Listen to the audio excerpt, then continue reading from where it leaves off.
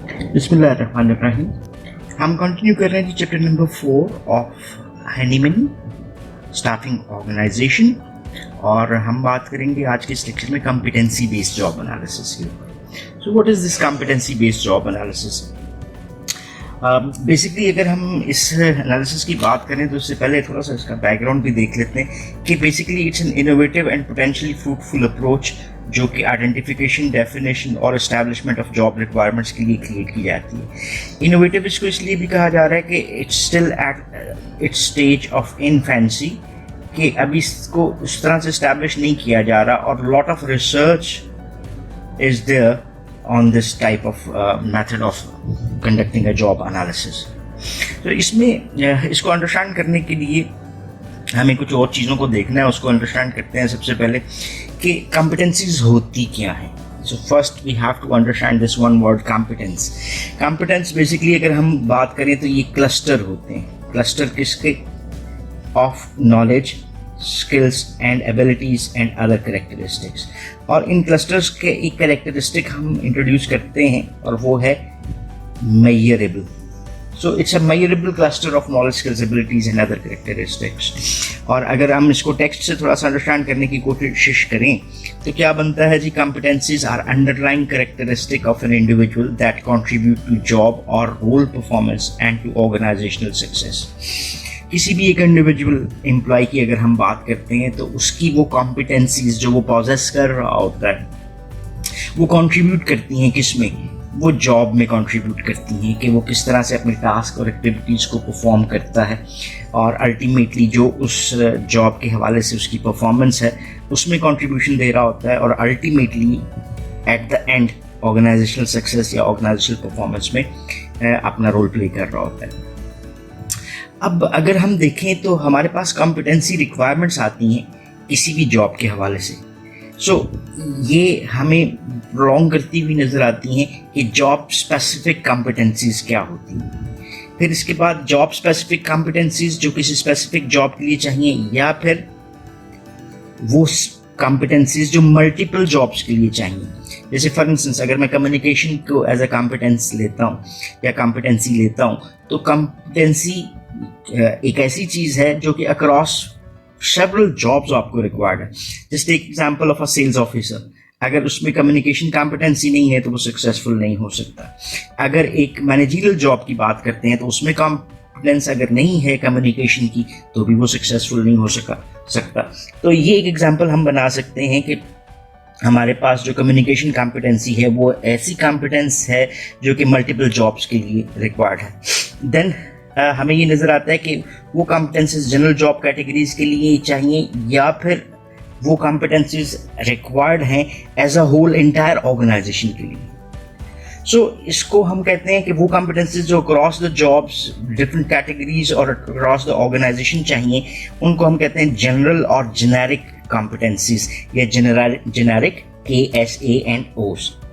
ये वो technical expertise हैं जो कि हमें रिक्वायर्ड हैं। जस्ट एक एग्जांपल ऐसे एक्सपर्टाइज की अगर हम बात करें तो अडेप्टेबिलिटी, जैसे हमने कम्युनिकेशन कॉम्पिटेंसी की बात की उसी तरह से अडेप्टेबिलिटी क्या है कि अपने आप को किसी भी सिचुएशन के मुताबिक मोल्ड कर लेना, मॉडिफाई कर लेना, उन चीज़ों को अपने आप पे जो तब्दीलियाँ एक इंडिविजुअल को किसी भी टास्क को परफॉर्म करने के लिए रिक्वायर्ड हैं उनको एक्सेप्ट कर लेना। सो कॉम्पिटेंसी मॉडल एग्जिस्ट करते हैं of the different necessary competencies for a particular role और अ जॉब। अगर यूजेज की बात करें तो यूजेज ऑफ कॉम्पिटेंसीज और competency models in staffing reflects a desire to. क्यों इसको हम अंडरस्टैंड करने की कोशिश कर रहे होते हैं?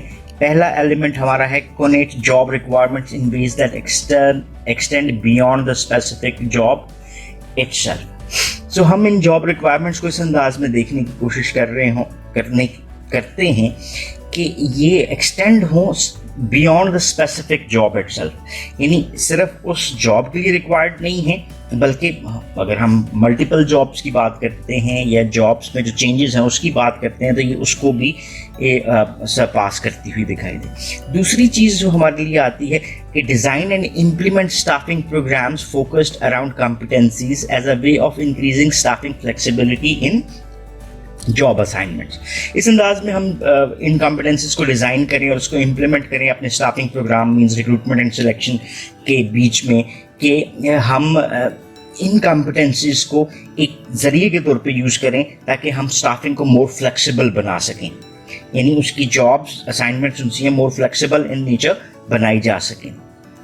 Third element usages of competencies या कॉम्पिटेंसी मॉडल्स का जो हमें नज़र आता है स्टाफिंग के हवाले से, वो ये है कि to make it easier to adapt jobs to a changing organisational context. ये देखें वही वाला एक एलिमेंट आ गया, दैट इज ऑफ फ्लेक्सिबिलिटी।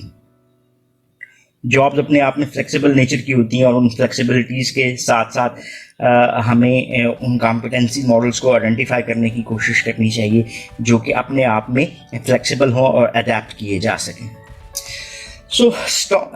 एक और एलिमेंट जो हमारे लिए आता है, जैसे हमने कहा था कि these are the measurable clusters of KSAOs, तो स्ट्रॉन्ग सिमिलैरिटीज नजर आती हैं हमें KSAOs के बीच में और कॉम्पिटेंसीज के बीच में। वो सिमिलैरिटीज जो हैं उसको अंडरस्टैंड करना ज़रूरी है बाय अंडरस्टैंडिंग सर्टेन डिफरेंसेस के how we can differentiate between KSAOs and competencies.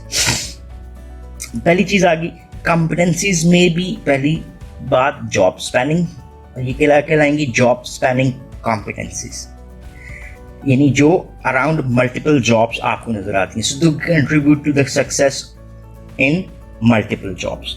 सो एक एम्प्लॉय को ये स्किलफुल बना देती हैं कि वो कई डिफरेंट जॉब्स के ऊपर बेहतर अंदाज में परफॉर्म कर सकता है। दूसरा एक डिफरेंस KSAO से जो आपको कॉम्पिटेंसी का नजर आता है कि competencies can contribute not only to job performance but also to the organizational success. So इसके मल्टीफोल्ड ऑब्जेक्टिव्स आपको नजर आते हैं कि अगर एक इंडिविजुअल स्पेसिफिक कॉम्पिटेंसीज रखता है तो वो जॉब में अच्छा परफॉर्म करेगा, as well as the dynamic nature of organizational objectives है उसमें भी वो कंट्रीब्यूट करता है। By they serve to align requirements for all jobs with the mission and goals of the organization. So अगर मैं जॉब्स को डिफरेंट बनाता हूँ, अगर A जॉब है, B जॉब है, C जॉब है या D जॉब है, तो competencies might be developing an individual good for all these different jobs. So इस हवाले से जो ओवरऑल ऑर्गेनाइजेशनल कंट्रीब्यूशन है वो इसकी निस्बतन आपको KSA और OS को अगर हम सेपरेटली देखें तो वो कॉम्पिटेंसीज की आपको ज़्यादा नजर आती है। There are certain example of competencies जिसको हम देखते हैं। यहाँ पे हमारे पास आता है कि जी एक जॉब में आपको जनरल कॉम्पिटेंसी रिक्वायरमेंट्स नज़र आती हैं और इसका मकसद क्या है कि आप फुलफिल कर सकते हैं मिशन और गोल्स को ऑर्गेनाइजेशन के। लाइक जैसे for instance innovativeness is an competency, तो by being innovative you might be able to fulfil those missions और goals of the organization. So ये बेसिक कॉम्पिटेंसीज जो सी हैं वो रिक्वायरमेंट्स होती हैं ऑलमोस्ट एवरी जॉब की जो किसी भी ऑर्गेनाइजेशन में एग्जिस्ट कर रही है। अब अगर हम देखते हैं बिजनेस यूनिट लेवल के ऊपर job specific competencies requirements and job spanning competency requirements are developed. ये जी हमने एक बात कर ली, ये एक ऑर्गेनाइजेशनल का एक हिरार्की बन गई। तो ये जो मैंने एक अम्ब्रेला सी क्रिएट की है, ये कौन सी कॉम्पिटेंसीज हैं? ये जनरल कॉम्पिटेंसी रिक्वायरमेंट है। यानी इसका मतलब क्या हुआ कि ये जनरल कॉम्पिटेंसीज जो हैं across the jobs, across the whole hierarchical structure, हर जॉब के लिए हमें रिक्वायर्ड है। अब हम आ जाते हैं इस एक जॉब के ऊपर, या हर एक जॉब को अलग कर लेते हैं। जैसे हम बिजनेस यूनिट लेवल के ऊपर चले गए, तो ये जो कॉम्पिटेंसीज हम रिक्वायर कर रहे हैं इसको हमने क्या नाम दे दिया? Job specific competencies. ये जॉब स्पेसिफिक कॉम्पिटेंसी रिक्वायरमेंट्स जो हैं वो स्पेसिफिकली उस यूनिट की जॉब्स के लिए रिक्वायर हो सकती हैं। जैसे मैं कहता हूँ जी टीम ओरिएंटेशन है, अडेप्टेबिलिटी है या कम्युनिकेशन है। सो इस तरह से हमने क्या किया कि कॉम्पिटेंसीज की दो एग्जांपल्स बनाने की कोशिश की। एक कॉम्पिटेंसीज वो जिसको हमने जनरल कॉम्पिटेंसीज कहा और दूसरी कॉम्पिटेंसीज को जॉब स्पैनिंग कॉम्पिटेंसीज या जॉब स्पेसिफिक कॉम्पिटेंसीज के नाम से बुलाने की कोशिश की। तीन की स्ट्रैटेजिक HR रीजंस हैं कि ऑर्गेनाइजेशंस इस कॉम्पिटेंसी मॉडल्स को क्यों यूज करते हैं। पहली, create awareness and understanding of the need for change in business. दूसरी, enhance the skill level in the workforce. और तीसरी चीज, improve the team work and coordination. तो ये वो की बेसिक रीजंस हैं एचआर के लिए कि वो इन चीज़ों को यूज़ करें ऑर्गेनाइजेशन में कॉम्पिटेंसी मॉडल्स के तौर के ऊपर। So these are the benefits which might be associated with these kind of models. सो ये तो हमारे पास एक बेसिक एस्पेक्ट इसका आ गया। अभी इसको एक एग्जांपल से भी देखने की कोशिश करते हैं जो कि हमें कॉम्पिटेंसी बेस्ड जॉब एनालिसिस के हवाले से नज़र आता है कि ये एग्जांपल हमारे पास है जी एक कॉम्पिटेंसी मॉडल की, जहाँ पे ऑर्गेनाइजेशन लेवल के ऊपर आपको डिफरेंट मिशंस एंड गोल्स दिए गए हुए हैं। देन इसके अलावा जहाँ पे जनरल और स्ट्रैटेजिक कॉम्पिटेंसीज हैं जिसमें क्रिएटिव इनोवेशन आ जाती है जी, टेक्निकल एक्सपर्टाइज आ जाती है, customer focus, result orientation. So these are general competencies and ultimately these general competencies जो हैं वो अगले बिजनेस यूनिट लेवल के ऊपर आपको कंट्रीब्यूट करती हुई नज़र आ रही हैं। तो जनरल कॉम्पिटेंसीज आपको एज अ होल यहाँ पर रिक्वायर्ड थी, लेकिन बिजनेस यूनिट लेवल के ऊपर आपको यहाँ पर क्या आ गई, these are the specific competencies.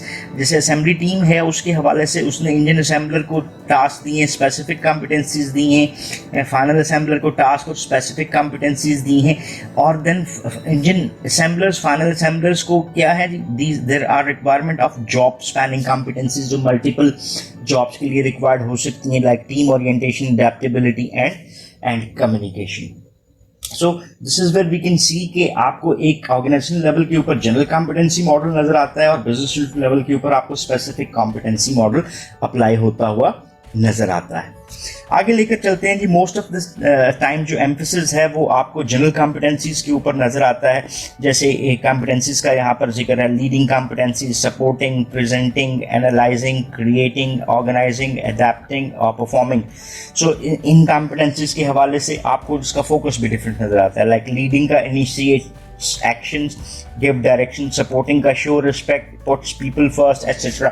So ये एक आपको different element नजर आता है कि overall general competencies पे जो आपको organizational focus नजर आता है वो किन competencies के ऊपर हो सकता है।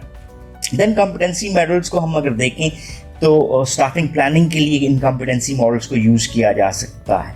करंट वर्कफोर्स कॉम्पिटेंसी लेवल्स को मेजर किया जाता है एंड देन कंपेयर किया जाता है विद द रिक्वायरमेंट्स कि हम आइडेंटिफाई कर सकें पॉसिबल कॉम्पिटेंसी गैप्स को। सो इन कॉम्पिटेंसी मॉडल्स को हम ऑर्गेनाइजेशन की प्लानिंग में, ह्यूमन रिसोर्स प्लानिंग के एस्पेक्ट में भी यूजफुल तरीक़ाकार से यूज़ करना चाहें तो कर सकते हैं, और गैप की बेस के ऊपर हम इसको डेवलप करने की भी कोशिश कर सकते हैं या एक्वायर करने की कोशिश कर सकते हैं।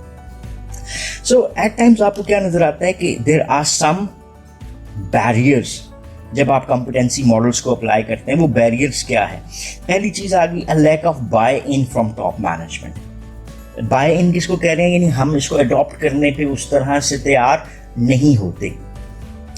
दे might be unwilling to apply the competency models to themselves और सी इट्स यूजफुलनेस। तो ये एक माइंड सेट आ जाता है टॉप मैनेजमेंट का, आइदर वो खुद इसके ऊपर बिलीव नहीं कर रहे होते, खुद उसको रख नहीं रहे होते, या फिर वो उसकी यूजफुलनेस जो है उसको अंडरस्टैंड नहीं कर पा रहे होते। दूसरा फैक्टर जो रिलेट करता है हमारा वो है कि रेडीनेस ऑफ एम्प्लॉइज मेंटली उसके लिए तैयार नहीं होते कि वो इन चीज़ों को एक्सेप्ट करेंगे, इन कॉम्पिटेंसी मॉडल्स को।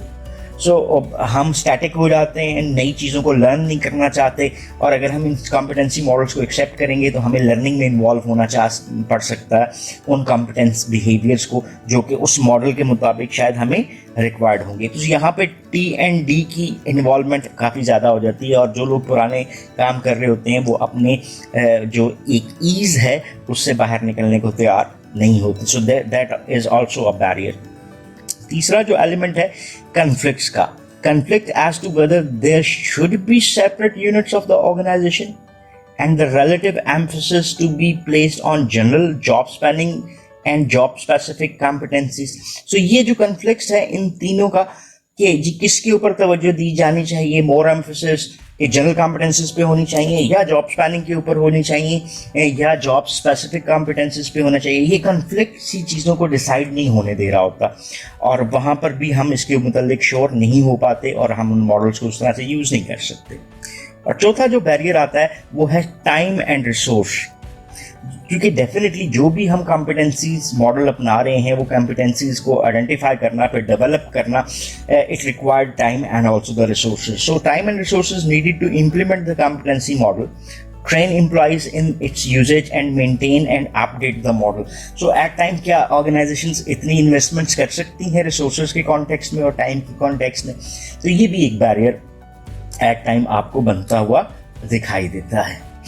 So competency based approaches can be valid and accurate at the moment that raters are trained in how to use this approach and know how to make their ratings.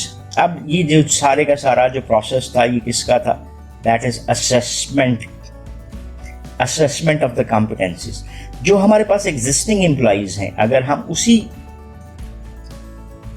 की assessment की बात करें तो हमें उस assessment में क्या चाहिए? असेसर्स और रेटर्स. सो कॉम्पिटेंसी बेस्ड अप्रोच तभी आपको यूजफुल नजर आती है जब आपके रेटर्स जो हैं वो एक्यूरेट इंफॉर्मेशन पास ऑन कर सकते हैं अबाउट द रेटिंग्स जो कि कॉम्पिटेंसीज के ऊपर डिफरेंट एम्प्लॉयज को दी जा रही हैं. अगर वो रेटर्स आपके ट्रेन नहीं हैं कि इस अप्रोच को, इस मॉडल को किस तरह से अप्लाई किया जाना है, तो फिर आपकी ये सारी की सारी जो एक स्ट्रगल है वो यूजफुल साबित नहीं होगी. So how to collect competency information, यहाँ पर हमारे लिए कुछ गाइडलाइंस हैं कि top management with guidance of HR managers are most likely to be concerned with the establishment of general competencies. So there are 3 demands to be followed for an effective establishment of general competencies. So in general competencies को develop करने के लिए जो हमारे पास basically 3 aspects नजर आते हैं demands की सूरत में, वो क्या है? पहली चीज, first element, before determining competency requirements, the organization should establish its mission and goal. यानी आपको ये चीजें बेसलेस नजर नहीं आती. अगर आप इनको करना चाह रहे हैं तो what is the goal of doing all these activities और what is the mission of the organization, ये चीजें पहले से क्लियरली डिटरमाइन होनी चाहिए. जब तक मिशन एंड गोल्स नहीं बनेंगे, मिशन एंड गोल्स के लिए स्ट्रैटेजीज नहीं बन सकती. उन स्ट्रैटेजीज के लिए हमें ह्यूमन रिसोर्स जो रिक्वायर्ड है और फिर उसमें कॉम्पिटेंसीज जो हमें चाहिए हैं उसका सेट हम क्रिएट नहीं कर सकते. So before determining the competency requirements, organisation को अपने मिशन और गोल को प्रॉपरली स्टैब्लिश करना बहुत ज़रूरी है. दूसरा जो हमारा फैक्टर बनता है एज अ डिमांड, वो क्या है कि general competencies should be really important at all jobs levels so that their usage as job requirement will focus and align all jobs with the organization's missions and goals. बड़ा ही एक important सा element है कि अगर हमने general competencies को use करना है एज एन इम्पॉर्टेंट करेक्टरिस्टिक तमाम जॉब्स के लिए within the whole structure of organisation, तो या हमें as a job requirement use करना है कि जी हम वही लोग रिक्रूट और सिलेक्ट करेंगे which might be possessing those general competencies. तो हमारा फोकस किसके ऊपर होना चाहिए कि हमारी जॉब्स और ऑर्गेनाइजेशन का मिशन और गोल्स जो हमने पहले स्टेप पे बनाए थे वो आपस में अलाइन होने बहुत ज़रूरी है.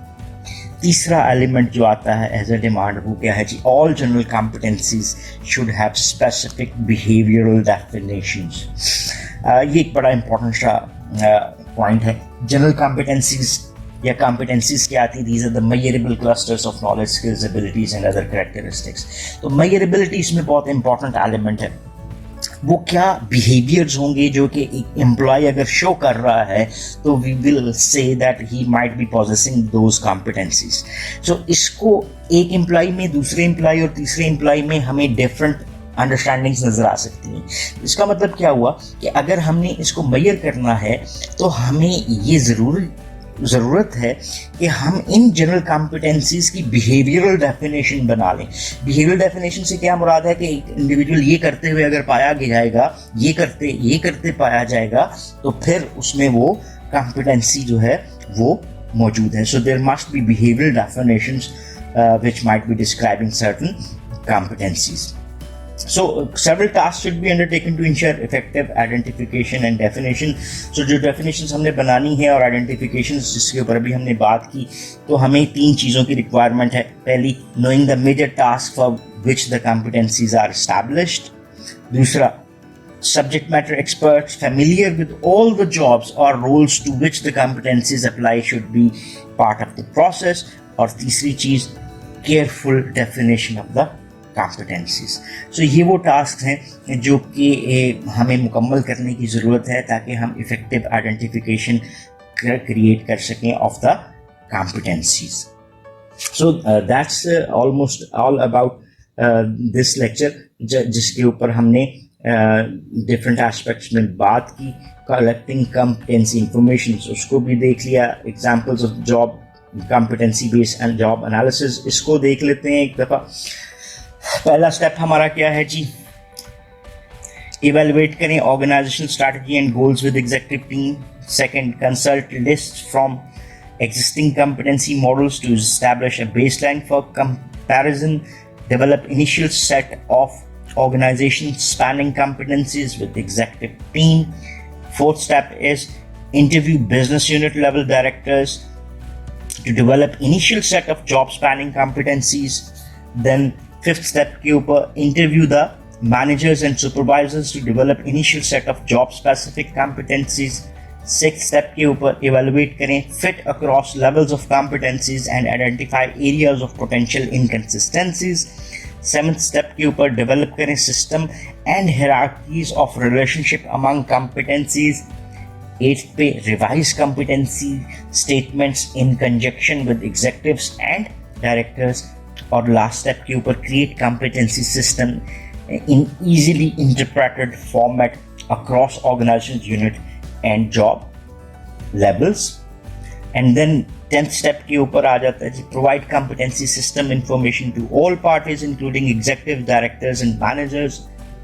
11th step, incorporate competency system into plans for internal career development and promotion and use competency based system in staffing activities including all recruitment, selection and then placement.